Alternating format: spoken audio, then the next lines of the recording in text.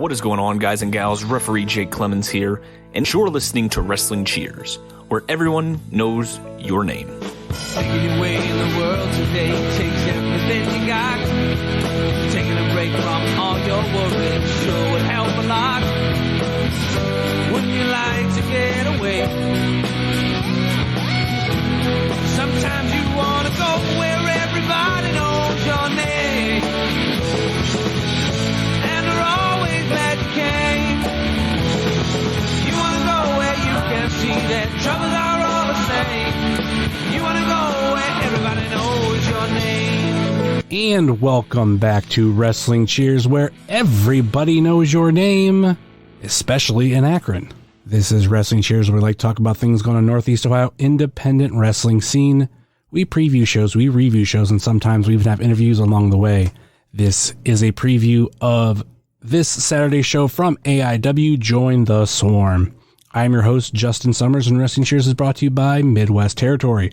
Please rate, review, and subscribe wherever you listen to this fine podcast, whether it be Apple Podcasts, Google Podcasts, Stitcher, TuneIn, YouTube, Spotify, iHeartRadio, Pandora, Amazon Music, or Podbean, WrestlingCheers.podbean.com. Find us on Facebook, Twitter, and Instagram, Facebook.com/WrestlingCheers, Twitter.com/WrestlingCheers, and Instagram.com/WrestlingCheers. Email, if you so choose, WrestlingCheers@gmail.com. Like I said, this is a preview of AIW's Join the Swarm, and this week we got Stacy. Hey man, how's it going? It's going all right. I got my Danhausen figures. Yeah, you did? Nice. Yeah. Good for you. Good for you. I have not. I do have a tracking number that has been a tracking number for like 3 days, and they haven't done a fucking thing in those 3 days. But hopefully you get it by, I would think, the end of the week. Because I want to say once my tracking started moving, like it got here fairly quick. But I'm not worried about it. That is something that annoys me just with any shipping, when you get a tracking number for something, but then like it doesn't move for days. Well, you know what that is, right? Oh yeah, it normally means just they printed out a shipping label. Yeah. When they got your order, they printed out the label. They may have even packed the shit up, but then they're waiting for like their whatever day they go to the post office to mail this shit. Mm-hmm. Yeah, it still annoys me. Like I bought a new OtterBox for my phone because it's literally falling apart. So I found like your phone or the OtterBox? Kind of both, but more the OtterBox than anything. That it's just the silicone has worn down and parts of it have now like fallen off and everything. You like that big giant fucking case? Yes, because I would be the person that would drop my phone and break it. And actually the one that I have on my phone right now is the same one that I had when I ran over my phone with a semi. What? Yeah, I did. How'd you run over your phone with a semi? It fell out of my pocket and I drove forward, and then I realized my phone wasn't in my pocket and I ran over it. Huh. Not the same phone now. That was definitely taken to a Apple store and replaced with the one I have now, but same OtterBox. So even with that big honking case, you still didn't know you had lost your phone. Yeah, I guess you need that thing. I raw dog it, man. My phone has not seen a case in its entire life, and it's doing great. But like I was saying, I bought a new OtterBox on eBay, really good price. Yeah. And tracking number was provided on January 27th, and it has yet to move. Oh, that's nice. That's nice. That's 4 days. Estimated delivery February 3rd, which is still like a week. That's fine. This Friday. Yeah, it's like a week from when you bought it. That's fine. Though, maybe I talked about it on here, like right around November. I bought Guns N' Roses Use Your Illusion 2 off eBay. Uh-huh. The dude or the person, I should say, that I bought off of eBay, they did take it to the post office, and then, even shows, that it was created and, it was picked up on November 29th. I didn't receive it. So I figured like, it got lost in the mail. Hey, that sucks. I didn't leave any negative feedback for the person. I ended up getting a refund. On January 15th, the tracking started updating again. Oh. So a month and a half later, it was found. And I mean, I didn't know that it started moving because at that point I had just, said, oh, fuck it. Like, I got my refund. I don't care anymore. But I came home one day and there was a package and I'm like, I didn't order anything. And I look at the address for where it was coming from. I'm like, no fucking way. I open it up. There it is. You got a refund and you got it. Oh, I got a refund and I got it. And I went to the exchange and bought it anyway. So I have 2 copies. Huh. There you go. But yeah, hopefully you'll. I can't imagine that's a hard to get record. It's not even. Well, I didn't even buy the record. I bought it on CD. Well, that's even less hard to get. Oh yeah, and actually, I think they just did a. I don't know if it's a recent, but released it. Yeah, but I say they just re-released it on vinyl 1 and 2. But yeah, I mean, even like when I bought them off eBay, they were like $5. Yeah. So I didn't like. So they sold a lot of that in the beginning. So there's a lot of them out there. But yeah, that's the only time that has ever happened to me. Like that's actually the only time I've ever had something lost in the mail through eBay, and then end up like also then getting it down the road. I end up buying it in between that time and going to the exchange, and the person I bought it off of eBay never sent it. To make matters worse, the person lived in Akron. Huh. Because I purposely wanted to buy one that was close. Never fucking sent it out. I was like, what the fuck? Would you have their address? I would have just went over to their place. No, because just bought off eBay. Like I got their on their account or on the listing. It says like, this shipper is based in Akron, Ohio. Oh, yeah, there you go. But we're not here to talk about that. We're here to talk about AIW. We are. So we're back in Akron. Join the swarm, and the big guest of the show is Paul London. It is. It's a good guest. And he's doing a wrestling seminar on Friday. Yes. I think if I was a wrestler, that's something that I would always try to do. Like do the seminar of someone, coming to AIW, because they always seem to be good seminars. I think I'm not trained. I don't know, but I would assume just like with anything, if you're pretty new in it and there's someone who's very experienced that you have the opportunity to learn off of, it probably benefits you to learn off of them, So it makes sense to me that like anybody who's like a wrestler in training or a recently trained wrestler in Northeast Ohio, probably a pretty good opportunity. I think it was like $50. I wouldn't even just say, recently trained. It seems like there's been a lot of those seminars where people that have, been wrestling 5 years still go to, if not longer. And I think too, just from the outside looking in, it's like, you never know what you're going to learn at those seminars. Like what type of knowledge and experience that like this particular wrestler is going to show you from, Ultimo Dragon, Paul London, Chris Hero, like a lot of great. Yeah, man. I don't know. I've never been to one, but I would assume, I've never heard anything bad from anybody who attended one. So yeah, but yeah, guest is Paul London for this one. He's in a pretty wild match too. Yeah. I think for this, I'm not big into Paul London, so I know I won't be doing a meet and greet here. Oh, I almost never do. I know you never do. Almost never do, yeah. Almost. Special occasions. I forget, what have been those special occasions? Oh, man. Scary Skeleton Man. Yes. That was a big one.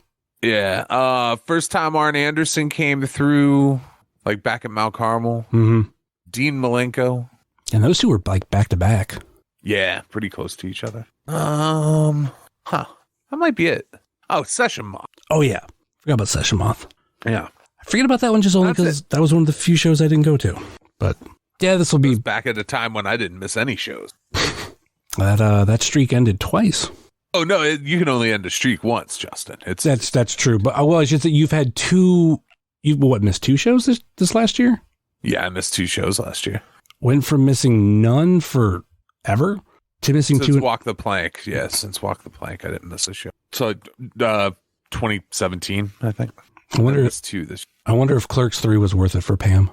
I don't know. You'd have to ask Pam. Yeah, because she made that one that you didn't go to, and I remember when I saw her, I was like, "What the fuck?" She's like, "Yeah, Stacy couldn't come. I could come." I'm like, "Oh, okay."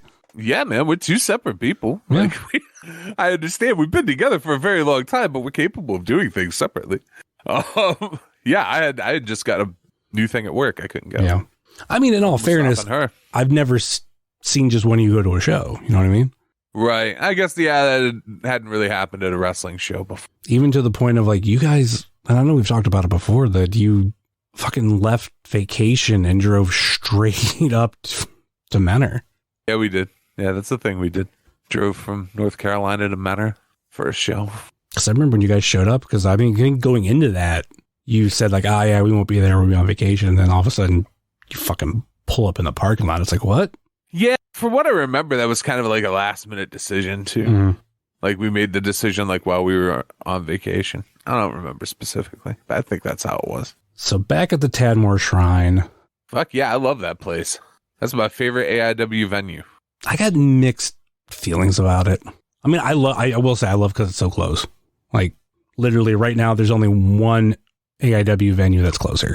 I think I'm just not a huge fan of the paintings on the wall and the lights being on. You're not a fan of paintings on the wall? Well, I don't know. It's crazy looking. Yeah, it's fucking crazy looking. That's why it's great. It's unique. Those paintings are insane. I love them. They're one of the many reasons that I like the Tadmor Shrine, are those weird paintings. Middle Eastern folks and camels. For some reason, also the Roman Colosseum or some shit. The Parthenon in the fucking back above the bleachers. It's fantastic. That place rules. I think it's weird that, because they have like circuses in there from time to time, right? I mean, sort of. Yeah, like, I mean, obviously not like, like Ringling Brothers and shit, but like the, somewhat circuses. But anyway, like, I believe they have the Tadmor Grotto Circus there. Yeah. Which, I mean, that same thing used to run like in Youngstown at like the Struthers Field House stuff, which I guess is bigger than Mount Carmel, but I'm sorry, Mount Carmel. Jesus Christ. The Tadmor Shrine. Yeah. What I find weird about that, or just what I find funny, is the fact that it's like when you're in there, the exit looks like a circus tent. Like you're going into the tent, but you're leaving. Yeah, it's dope. That's another thing that rules about the paintings on the walls. That doesn't make any sense either. Super. Fucking love it. And there's like that little oasis, that little fake oasis in the corner. That's fucking weird. Like that. It hasn't smelled like fish like the last couple of times we've been there, like that. I mean, Lent hasn't started yet, because isn't that the whole thing when they do the fish fries? Probably. I don't know. You would have to talk to someone religious to know for sure, but I think that's probably why. Yeah. I don't know though, to be certain. Mm-hmm. I think they still have the fish fries like outside of, isn't Lent just like a month? Lent's about a month and a half-ish. Yeah, they've definitely been frying fish outside of it. It's not like we've only gone to the Tadmor Shrine during that 1 month window every year. Like, I only remember being a thing though, like where it smelled really bad during Lent. Like, obviously, I know you can go to fish fries a lot of places on Fridays, but yeah, you can. I thought the big one for them was during Lent, because we were just there on Friday. Probably is just during Lent for a big one. I don't know. I just feel like we've gone there when it wasn't like February, mm-hmm. and it smelled like fish. Like in May, it smelled like fish. Maybe that's like residual fish smell from all the Lent fish fries. Maybe it lingers for a while. I don't know. But either way, that building rules. The only other complaint I've ever heard anybody have about that room is like, oh, will the lights stay on the whole time? Yeah, that's great. It's indie wrestling. I mean, that's kind of a complaint that I have, but it's not ever like a I hate this venue complaint. It's just my own nitpick preference. Like, but at the end of the day, like, I still enjoy the venue. It doesn't smell like cat piss. That's kind of a... It sure fucking doesn't. That's kind of a nice hurdle where it's like, do you smell like cat piss? Smell like cat piss? No? Okay, cool. You passed. Because hands down, I think that's the worst venue we've ever had. And it's only been that one show. Yeah, man, I don't know. I just know that one show, everything smelled like cat piss. That whole lobby area and around to the bathrooms all just smelled like cat piss, and it was the worst. So let's get into this card. Cool. And we will start with this match. Money Shot versus Bang Bros. The two kind of outside teams. That's not the only thing they have in common. I've heard this described as the safe search off match. Oh, yeah, I guess so. But I guess so. If you want to know more about these teams, you're going to need safe search on. Because I don't know. It's not like people have seen that stuff. This isn't a show for kids. Well, no, I said probably, if you got uptight significant others, maybe don't, I guess. I don't know. No, I was saying if you want to know more on this match, you would need safe search. Or more about these competitors, you need safe search on. I just go in private mode. You'll be fine. But yeah, I like the way you described it as like these two outside teams. And Money Shot has been very impressive. I mean, so has Bang Bros. But maybe it's because of like how close they are. I feel like Money Shot is going to be that team that's going to be around for a while. And they're just like getting started. The thing I like about both of these teams is it's bringing back something that's kind of been missing that used to sort of be part of AIW, where like AIW has became very insulated over like since the pandemic, basically. Yeah. Where there's like, there's been a lot of new students, so you're developing people from within, right? But there used to be a lot of like regional talent that would come in, right? Like not people who were like at Impact or something and coming in, but like people who were like indie big in other towns, and then they would come to AIW and sort of eventually over time become like AIW regulars. And there hasn't been a lot of that, and like both of the guys from Money Shot have kind of built up to that, which I think is cool to see starting to happen again inside AIW. Yeah. Would a good example of that be, which I don't even want to say he was like regionally big, but like Danhausen, I mean, so Danhausen did a lot of other stuff, but he really like reinvented himself at AIW. I'm thinking more like the Gary Jays of the world and like, like people who were like, or like Space Monkey, you know what I mean? Like guys who were from out of town, but they were there all the time. And so it's cool to see some of that come back. And I think with Bang Bros too, they were given a shot on a Winchester show, and they've built on it ever since. And I mean, granted, Money Shot you could say is somewhat the same thing, but the fact that they are, a team that's just right outside of the area, that it makes more sense. But Bang Bros has started to make a name for themselves regionally and in AIW. Yeah, I mean, with the advent of like every wrestling show being streaming somewhere too, Bang Bros are like an established tag team that you've seen, on Black Label shows and on this show and on that show. Like they've been on a bunch of stuff, right? Where like I think Money Shot is more of just like a Pittsburgh IWC thing, or maybe it's Rise. But like a more Pittsburgh centric thing. I haven't really seen them outside of that, but again, it's cool. And correct me if I'm wrong, but like both of those guys kind of came in on their own doing like single spots prior to ever working as the tag team that they were outside of here at AIW, right? Nystrom, yes. Dean, no. Oh, I thought he had worked a Winchester show or something. I don't think so. Oh, I thought I could very well be wrong. I could be totally wrong. But he was a dude that he was around a lot of those shows though.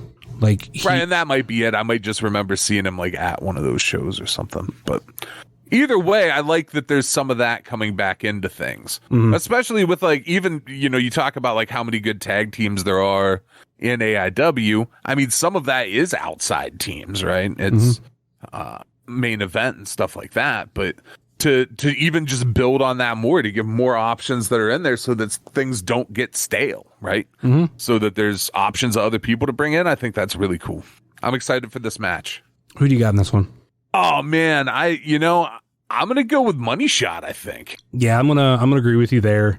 I was gonna say they just came off alone, but no, they lost that match.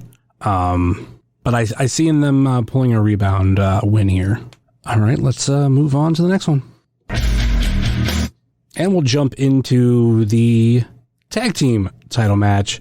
The Bitcoin Boys with the Duke versus Bulking Season. This is the third time we've had this match in a row and second rematch.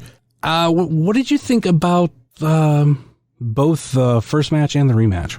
I'm glad to see Bitcoin Boys finally have the tag titles. It's very nice. So, I mean, was that last one a rematch, man? Was it? I mean, it started off like that. Yeah, exactly. It started off like that, and then it turned into the match that it was, right? So, like, yeah, I get it. 3 shows in a row, you've seen the same match. Well, I mean, now you get to see the actual payoff of it, right? Like, now that other one was a setup for something else. So that wasn't really seeing this match. You know what I mean? This match happened 2 shows ago, and now it's going to happen this one. So yeah, it's the rematch, man, and I think it'll let Bitcoin Boys cement themselves as the tag champion. The exact place where Bulking Season lost it too. I think I feel like something big's going to happen with this match. I don't know exactly what. Like what? I would not be surprised if whoever loses this match might not be the same afterwards. Because if you're Bulking Season and you lose again, this could create some tension between the two. Maybe that's good. I'm not complaining either way. And then, look, man, all I'm saying is Chuck and Artie were both singles wrestlers at a time, and you know they got to have their tag title run. But maybe it's time to see what you could do on your own. You know, there's a lot of opportunities as a singles wrestler that aren't there as a tag team. Yeah, but then you got the Bitcoin Boys. If they were to lose the titles, you know, just 2 matches after winning them, I also seen them just not necessarily being the same. Yeah, but that's not going to happen. So I mean, I don't want it to happen. I love Bitcoin Boys as champions. Yeah, I don't see a way where they lose this match. I mean, there is the one thing, you always have the Duke exactly there, but in the first match and the rematch, he was ejected from ringside. True, but you know, it didn't seem to. He seemed to get done what he needed to get done prior to that, right? Who are the champs right now? Oh, Bitcoin Boys. Right. So I take it. I see these two having those belts for a long time. So you'll be taking the Bitcoin Boys to retain. Oh, for sure, dude. Oh, for sure. Yeah, you think Duke's gonna let them lose on like what is essentially their first defense? No. Yeah, I'm gonna agree with you. I'm gonna go Bitcoin Boys. You don't sound very excited about that. I mean, I love being the Bitcoin Boys. Just bought a Bitcoin Boy shirt at the last show. There you go then. You already knew. All right, let's move on to the next one. Alec Price versus Dominic Guarini. What do you think, Alex Price and AIW? Man, it's been very good. Very, very good. It's another one of those cases of sort of what we were talking about a minute ago, where, you know, it's somebody from outside of AIW that's now coming in on a regular basis, which is cool. It gives you a lot of opportunities for matchups that you wouldn't otherwise see, like this one. And if you're going to get in a match with anybody, Dominic Guarini, that's... Well, I think it's kind of got to that point where, like, so that's kind of like the line, the bar for AIW, right? Like, is Dom. Like, can you hang in a match with Dom? And we'll see. Alec Price has gone through what? He wrestled Josh, right? Yes. And who was his other match against? It was a J-Lit opening round match that I'm going to have to pull up Cage Match to figure out. If we had Butters on this week, he would know. And here, I thought Butters was just always on this show. You had to tell me earlier that that's not the case. I had a misunderstanding. Chase Oliver. Yeah. So he's wrestled Chase Oliver. Was that the show at the Tadmor? Because he worked a Tadmor show too, right? The Chase match was J-Lit. So that was... Right. And Josh was also that weekend. He wrestled Josh on like the student show, right? Or no? No, he wrestled Josh night 2. Yeah. He was in the scramble match on Fresh Meat 2 to get that title match against Adam Priest, Mikey Montgomery, and Philly Collins. You are thinking he did have a match at the Tadmor, and it was in the Mouth of Madness against Derek for the Intense title. Right. So that's kind of like those are the guys, right? Those are the top guys, and that's what I was looking for. I thought he had wrestled Derek. But so like Derek, Dom, and Josh are like the test, right? If you can hang with those guys, wow. And he gets to fill that third piece of that at this show.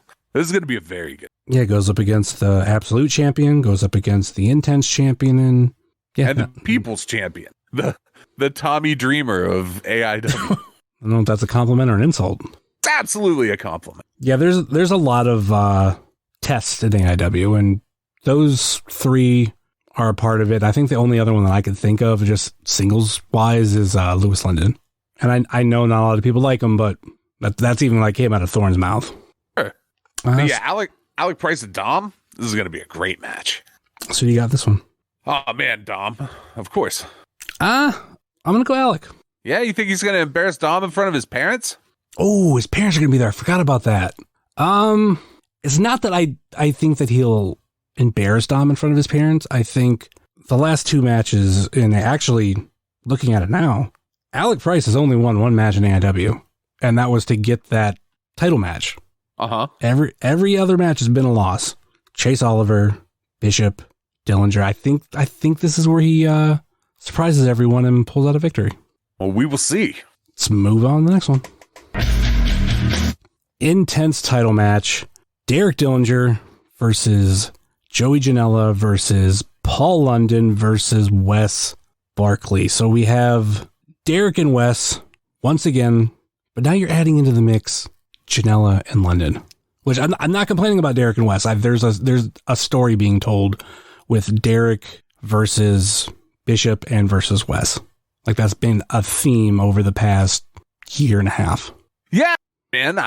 Why would I guess I don't get where you're like you're not mad about it. Of course you're not mad about it. This is gonna be great. I'm just preferencing them like, oh, Derek and Wes again. I'm like, no, this is a story that's being told, and I'm enjoying it. I noticed it a little bit more at the Kent show, only because that's when I noticed we still have Derek versus Bishop because Derek never beat Josh.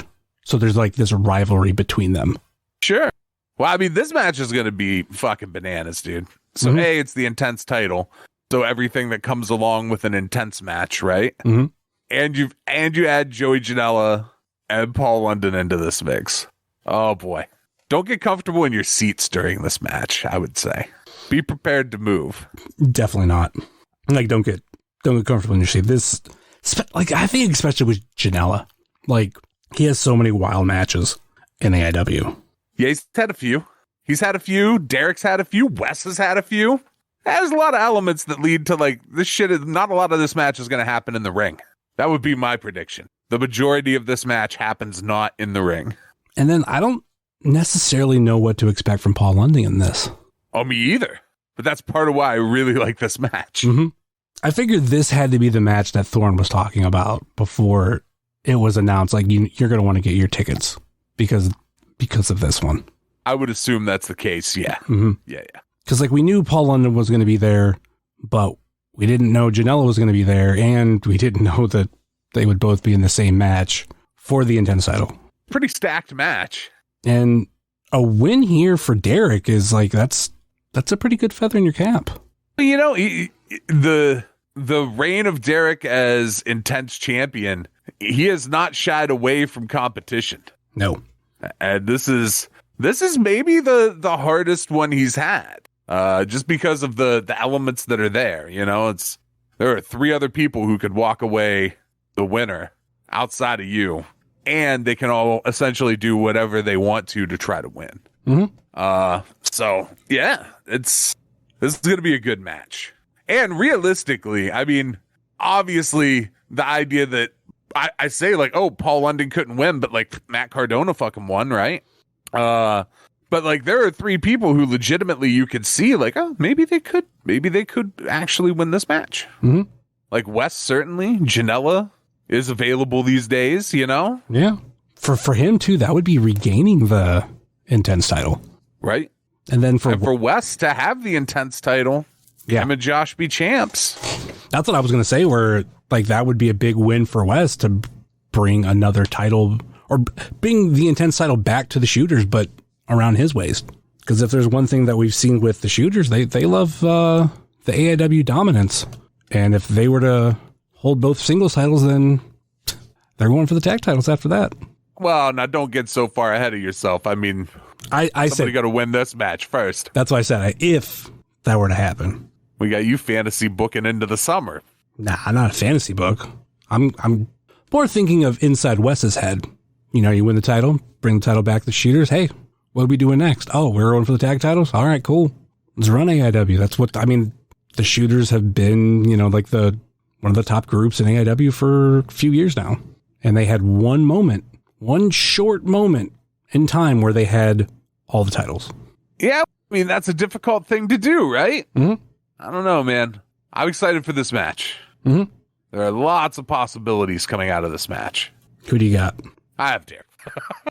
I got Paul London. There's all this stuff that could happen. Yeah, Derek's going to win. I got Paul London. No, I'm Yeah? kidding. No, I got Derek. Bold choice, Paul London. That's It's a bold choice, Cotton. Let's see how it plays out. But no, it's like we talked about it earlier in the tag title match. You got Ziggy there, right. Not only So can that's a combustible element. not only can Ziggy interfere, do whatever she wants, but she could essentially like take a bullet for Derek, jump in, take the hit Do you for think him. Paul London's bringing a gun? I didn't I see- exactly.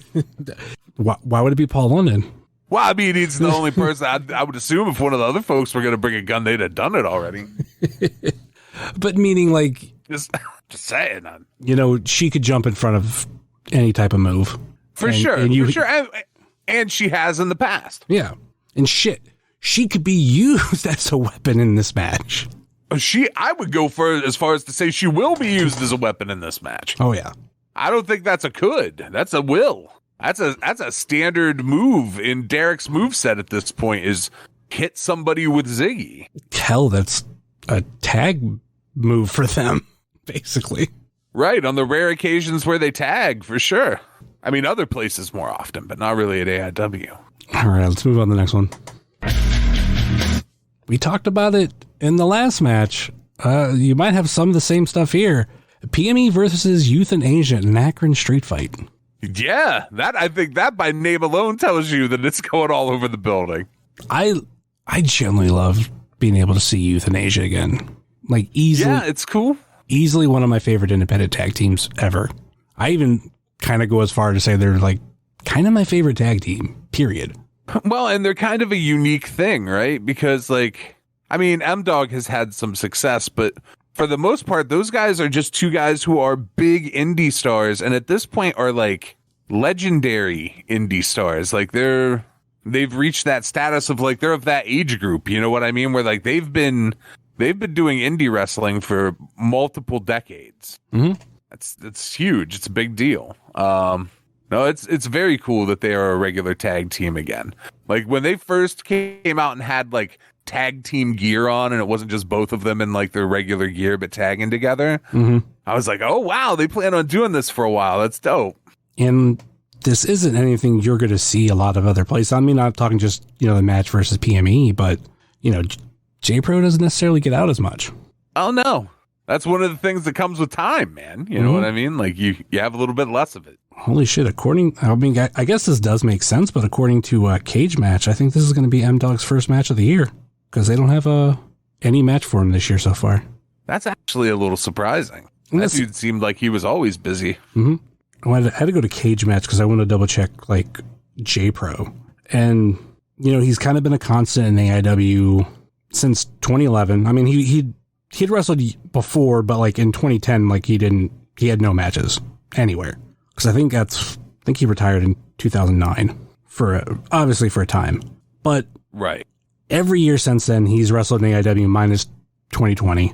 And the past 2 years, it's only been AIW. And there's been years prior, 2014, 2016, 2017, where again, it's been the only place.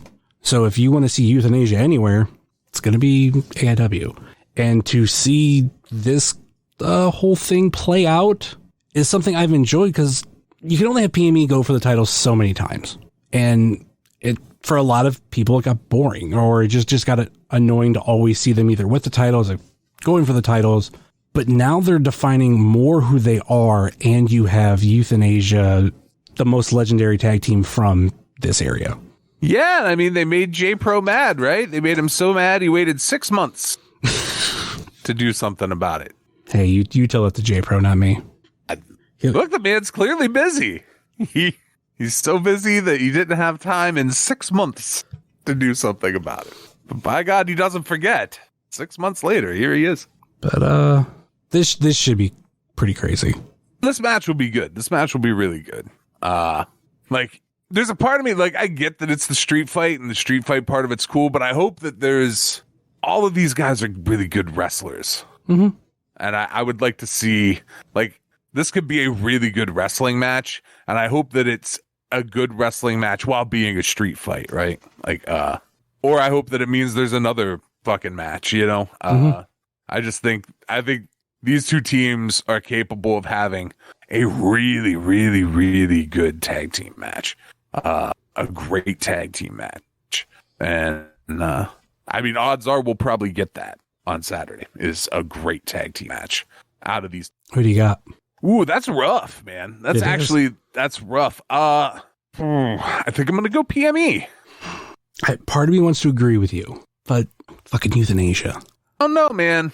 The current version of Philadelphia Collins is not to be fucked with. And I don't know. I don't know if the old guy's got it in him. Yeah, I'll go PME. Let's move on to the next one. Pretty Boy Smooth versus Shaw Mason. Unfortunately for me, I have not watched their promos yet, but I've seen bits of it. I only saw Shaw's fuck around and find out promo. Mm-hmm. I did not see PB's. What did you think about PB's return to AIW? He's back. He's seems like he's got something to prove to people. Mm-hmm. This is a much different task than he had with Big Hardway Holloway. Mm-hmm. You know, that's two big dudes having a big dude match. Shaw Mason is way different. It's gonna be interesting to see how PB approaches it. It's gonna be really interesting to see how Shaw approaches it. You know, this is uncharted territory for him. I don't think he's faced anybody the size and style of PB Smooth. I would say the only person that he might have went up against size-wise is Holloway. And even then, it would have been in as far as what we've seen, the 6-man tag match, but I don't know if they were on the same team or opposite teams. But even at that, like, that's somebody who you've trained with. That's somebody who you know. Mm-hmm. This is somebody who he's been around, but I would assume he's not, you know, he doesn't know PB Smooth, you know. He's certainly probably never wrestled PB Smooth, even like in a cursory way, you know, like before a show or something. Mm-hmm. So it'll be interesting, man. It'll be interesting to see. Kind of a test for both of them. Even with the experience, you know, Pretty Boy Smooth's got a lot of experience. He's got a lot of years behind him at this point. I'm not saying he's old. I'm just saying that he's a veteran wrestler at this point, right? And Shaw's in his first year. But what we've seen from Shaw Mason in his first year, pretty fucking impressive. Sam and Shaw were both on the same team. There you go. Mm-hmm. So, a big match too for Shaw when you look at it as, you know, we can't forget PB was a former Absolute Champion. Yes, he was former Absolute Champion, former Tag Team Champion. Yeah. Pretty Boy Smooth is a decorated veteran of AIW. It's definitely a test for Shaw Mason, for sure. Who do you got in this one? That's rough. Man, that's really rough. I just, you know, so certainly a size advantage from PB. I think, you know, everybody's the same height when you're in an ankle lock, right? Mm-hmm. And I feel like that Shaw's got some momentum, man. I feel like he might be like out of this class. He might be the one, right? Like he might be the one that kind of shines first. And I think he's gonna pull. I think he can pull this off. I think he can pull off a win against PB. Yeah, I'm gonna go Pretty Boy Smooth. There's been something to prove with him coming back. Literally, I think even after he won, he reminded us that he's back. And but we knew we had just seen him. We knew he was back. True. I mean, I love Shaw, but I just think he's gonna pull it off. Yeah, I don't know. See. Let's move on to this one. We already mentioned him. Sam Holloway versus Isaiah Broner. Yeah. This The hard way. Yeah, I think this might be ugly, man. This could get real ugly. This would be a super impressive win from Sam if he were to manage. He could win this. That's wild. Yeah, that would be a really impressive win. Really, fucking really impressive win. That would be, I don't even know. I would think if you were able to do that, you should just instantly get a shot at the title, right? Like immediately. That should be like a fast track to a title match. Yeah. I mean, this is so they've put a lot of the students in situations where it's a test for them. This is a fucking test. This is an exam. Yeah, I mean, this is like what happened to the Karate Boy with Kaplan. Like this. Good luck, Sam. He's a big kid. Hopefully, we're gonna learn if he can defend himself. Because, he wrestled PB, but this isn't PB. This is a guy who beat PB. Sure did, amongst other people. Beat PB at the same venue. So, yeah, man. Sometimes you learn from losing. Mm-hmm. And I think this is going to be one of those opportunities. So you're going with Broner? Oh, dude, yeah. Are you not? No.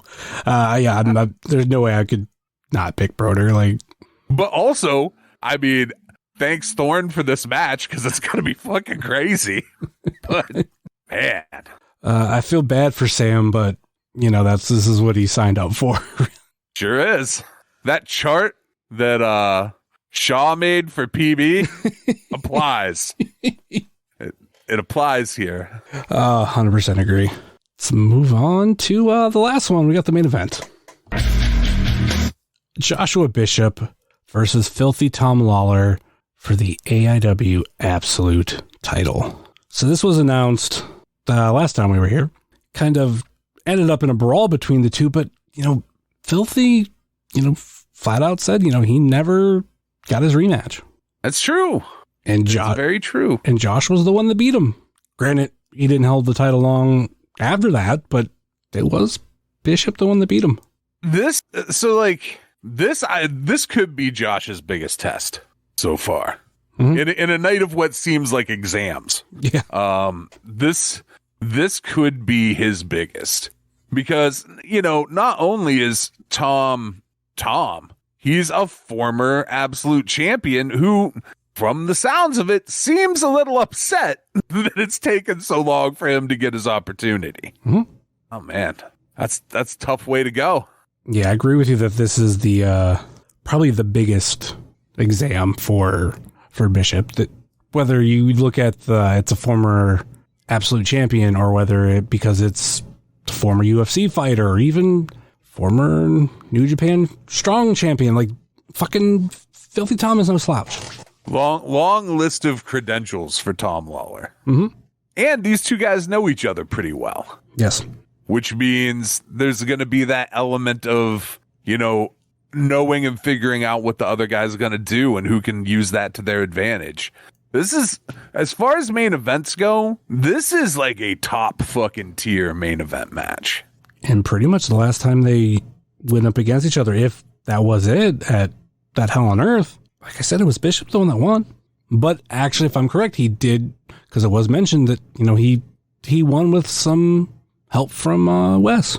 Well, it's not like Wes isn't going to be there. Yeah. Assuming he's still able to to get around after that match he's in. But yeah, because it's not like he's going to be in tip-top condition. Probably not. You would assume not. Some shenanigans have happened if he is. But yeah, this is going to be pretty fucking crazy. Yeah, this is so being in that spot, these AIW shows have such wild cards that when you get to that main event, sometimes the crowd is tired. Mm-hmm. You know what I mean? They've already seen a lot. They've already watched a lot. And so that's a big ask, for these guys to go out there, the guys who main event. And this is one where it's not even any kind of an ask. This this is easily like you could say this is the best match on the card. Yeah. And it's, I don't know if it's necessarily has the one that has the most going into it, but the fact that there was this just unsolved unfinished business. And this is another one with that real possibility that like either guy could walk out of this winning and you wouldn't think that was unreasonable. You know what I mean? Like sometimes if there's a big name in and they wrestle for a title, well, you know, like I said, with the exception of Cardona kind of broke that rule. Mm-hmm. And that's why it worked, right? That's why it was the swerve that it was. But in general, there are certain people that if they come in and they're in a title match, you kind of know, right? Mm-hmm. They're probably not going to win. Tom could win this. You saying Paul London's not going to win? I mean, I am. I am saying Paul London's not going to win. I'm not saying Joey Janela's not going to win, but I'm saying Paul London's not going to. Yes. But like this, Tom could win for sure. Mm-hmm. For sure. 100% could win. Not even a question. Willie? I don't know. I think Josh is probably the hardest man to beat in pro wrestling, right? If you're wrestling him for like the top spot in AIW, I don't think that's the thing he's real interested in not being. Mm-hmm. Well, that's what I'm going to... So, I mean, if you beat Josh Bishop for the absolute title, you've accomplished something. That said, if somebody's going to do it, you could see it being Tom Lawler. Well, that's what I'm going to pivot it to. Who you got? So it could be Tom Lawler. It really could. But it's not going to be. It's going to be Josh. Yeah, I don't see the reign of Bishop ending right now. I don't want to say anytime soon, but definitely not right now. I think this is just going to be another like really big moment on this title reign for Josh Bishop. So let's even like looking at the Bishop from 2019 to now, they don't necessarily feel like the same person. Josh has evolved. Oh, for sure. Mm-hmm. Yeah, this is not the same person in the before times. So yeah, and that guy wouldn't have been easy to beat. No. Yeah, that's the guy that went off the balcony with Matt Justice. So yeah, I'm gonna also go Josh Bishop. All right, Who knows? Maybe we're wrong. Wouldn't be the first time. No. Because it's already been mentioned. I don't think anybody thought Cardona was walking out champion. No, nobody did. I mean, obviously some people did, but yeah, I don't think any AIW fan realistically thought that was going to happen. It felt like, oh no, this is just kind of to go back to the 8-man tag match they had, and so this is like we're going to have a one-on-one match between the two, and that turned into a whole bunch of other shit. It sure did. So, is that guy still around? I know his wife isn't. Yes, he is. And I generally don't think he's going back. He's not going back to WWE. I don't think that's an option for him, right? Like, I mean, we don't know if it's an option. Fair enough. But yeah, any final thoughts or last minute plugs before we go? So Super Fantastic Podcast is a podcast again. Mm-hmm. Did an episode this month on Jason Goes to Hell. That is up right now, and the next episode should be Scream, and that's going to be sometime in February. That should be a good one. Yeah, I'm trying to cover like mostly shit that came out in the 90s for this year, so I feel like Scream is like that solid middle point of 90s horror. Plus, there's a new Scream coming out like right at the beginning of March. So, yeah, that's true. What about the View Askew episodes? How about those? When are those coming back? I couldn't tell you. Okay.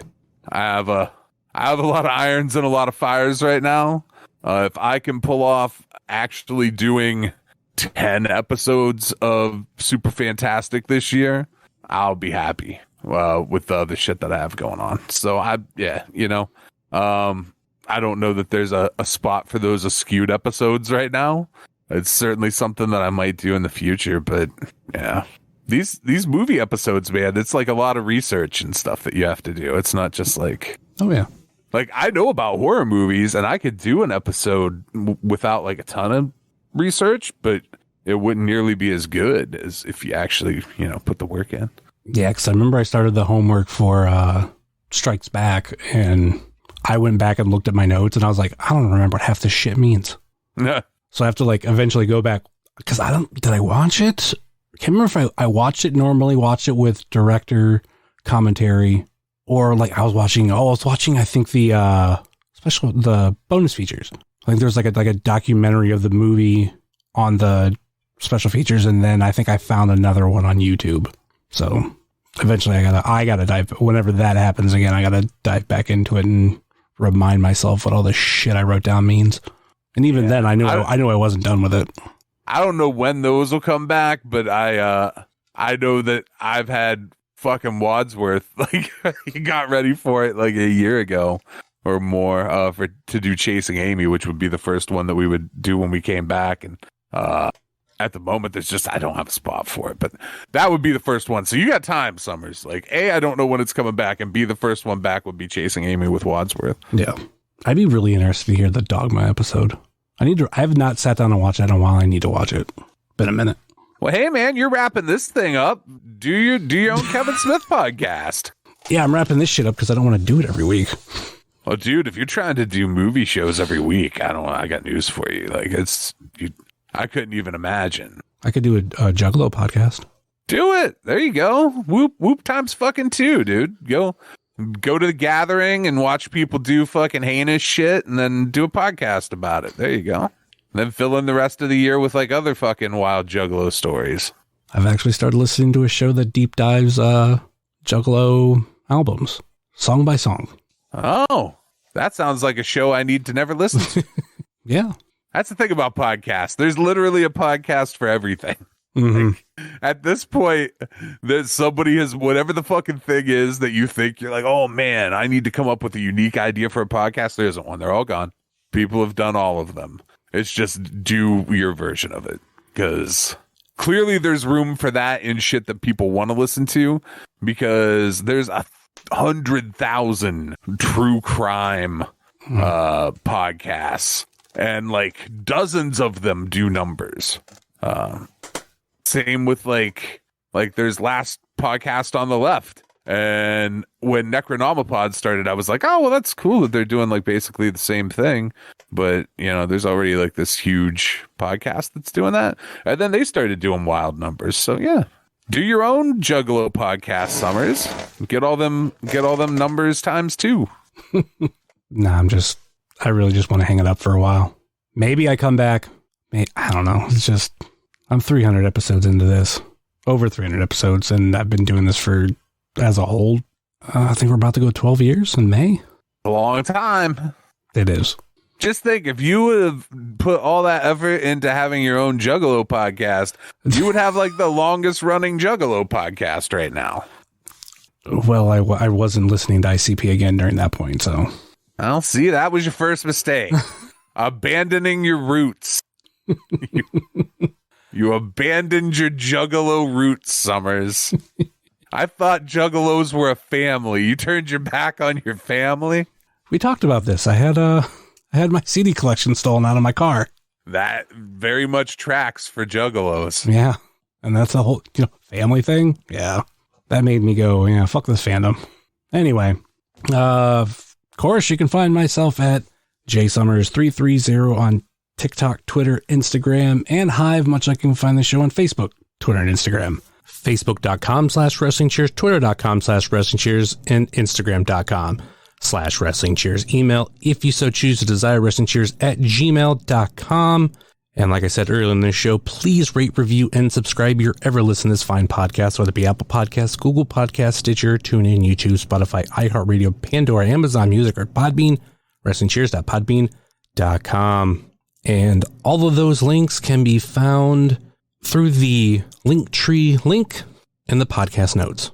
Check out our podcast friends, such as Pod Van Dam, Super Fantastic Podcast, It's Evolution Baby, The IndieCast, Sobros Network, Biff Radio, GameWorks Podcast, Power Bob Jitsu, Power Driver Podcast, Fully Posable, Positively Pro Wrestling, Indie Wrestling Guide, If You Catch My Grift, At Odds with Wrestling, Marks with Mics, Juggalo Rewind, X-Over, This Ends at Prom, and Porch Talk. And check out our other non-podcasting friends, such as The Mystery Men, Redline Radio, Mouse's Wrestling Adventures, VHS Party Tonight on Instagram, Danger Zone Video in Joliet, Tennessee, Heart of Gold, Toy Hire Toy Show, Time Capsule Toys, Smoke and Jay's Barbecue, JCP Designs, Midwest Territory, Southern Underground Pro, and the official graphic designer of Wrestling Cheers, Moy Boy Designs. That will do it for us here on Wrestling Cheers, where everybody knows your name. And whoop whoop. Later.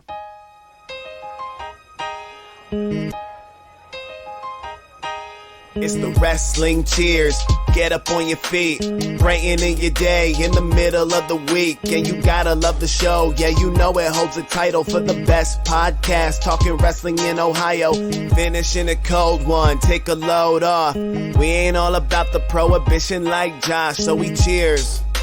And then we sit back. Other shows are in the trash, kinda like they Nick Stapp. Like the name is Matt Justice, wearing all the gold. Wrestling Cheers is coming to a close. The #1 podcast going in the game. And one day everybody's gonna know the name. It's the Wrestling Cheers. This is Platinum Max, signing off. Ohio, good night. The world, good night. We love you. We'll see you next week.